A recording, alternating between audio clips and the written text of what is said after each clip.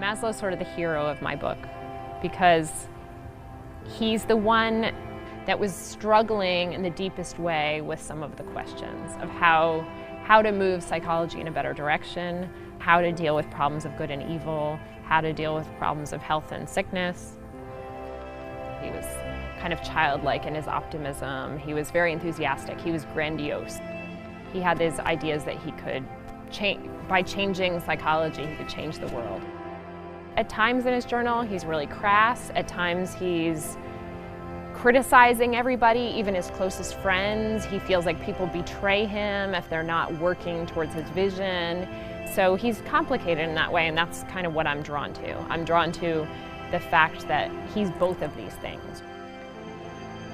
He's the kind of person that we want to be able to understand when we want to be able to understand human psychology.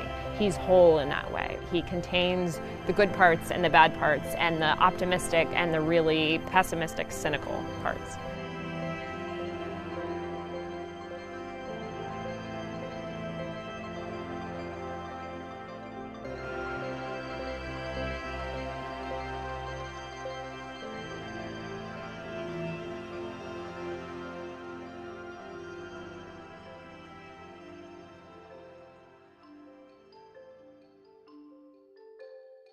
He fell in love with behaviorism in the 30s, and he thought of it as just the most exciting thing ever. He was really passionate about it. He changed his whole life to study it. He went to the University of Wisconsin, and he studied monkeys in Harry Harlow's lab. Frankly, Doctor, if it comes to a choice between wire and cloth, it's reasonable to expect that any child will go to the cloth. It's a matter of creature comfort, like a baby with its blanket.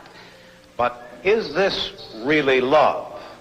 He had the idea, when he was most in love with behaviorism, that behaviorism could solve all the problems of the world, that it was going to be this methodical way of solving all human problems. Well, what do you mean by saying that a baby loves its mother? Certainly one thing we mean is that it gets a great feeling of security in the presence of the mother. Now, Mr. Collingwood, wouldn't you say that if you frightened a baby, that it went running to its mother, was comforted, and then all the fear disappeared and was replaced by a complete sense of security, that baby loved its mother? Slowly, and then quickly, fell out of love with behaviorism. He started seeing contradictions in life. And then when his first child was born, he looked at her and he thought she was so small and mysterious and so much a person already that all of the behaviorist theories didn't apply anymore. There was something transcendent about it, something that was evading all of behaviorist study.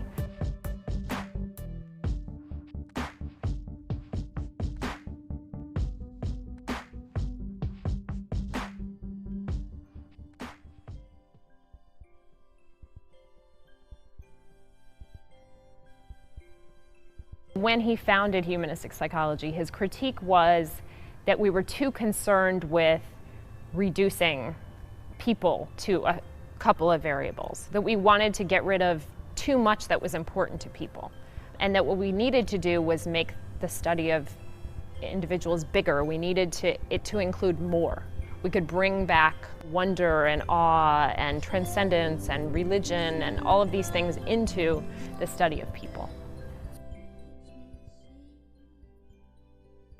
His enthusiasm was contagious. I mean, he was able to assemble all of these people essentially to start a movement.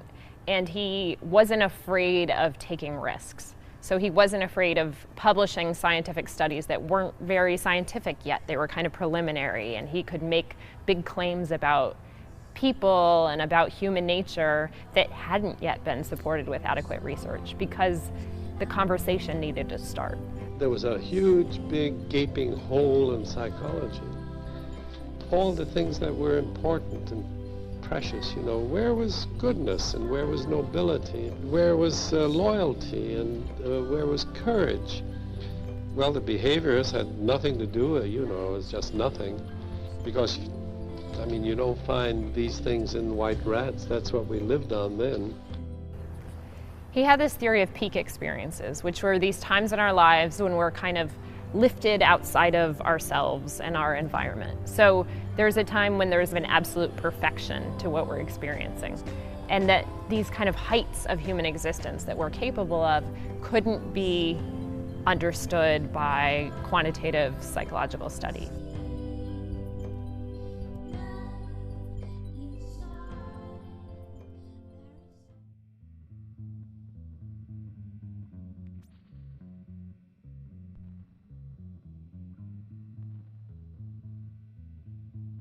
Humanistic psychology became this other thing very quickly. It became what we call the human potential movement. So it was encounter groups of the 60s where people were going on marathon retreats and kind of digging up all of their darkest, most toxic thoughts. When I have my power, I am frightening.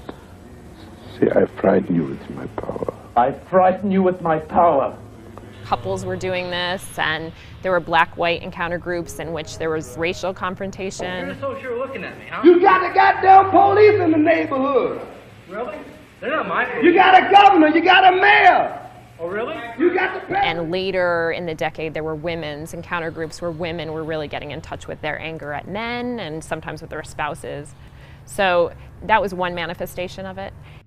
Humanistic psychology became caught up in the counterculture of the 60s. It was kind of wrapped up in the sexual revolution that happened a little bit later, and it was also reflected in the psychedelics movement in the 1960s. So it was kind of a justification, this idea that we could have these peak experiences without really having to work for them, that you could take LSD and then you could transcend your own existence for a while. So it was mimicking peak experiences.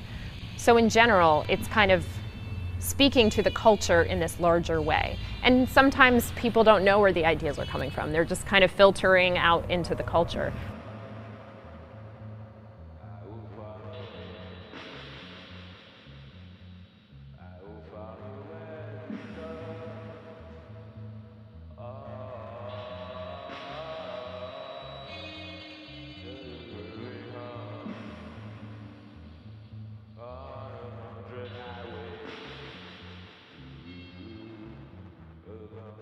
He wasn't very involved with this one growth center on the West Coast called Esalen, and he had a love-hate relationship with it. He thought they were doing some really good things. He was very close to the person who had founded it, but he also felt like the people got incredibly self-absorbed. He called them non-caring shits at one point. It was this idea that they were just so interested in themselves and their project of themselves that they didn't care about other people. And there were people who came to Esalen and squatted on the grounds and took the resources and did a bunch of drugs and had a bunch of sex and didn't really care about the repercussions of that for the Institute or for the other people that surrounded them.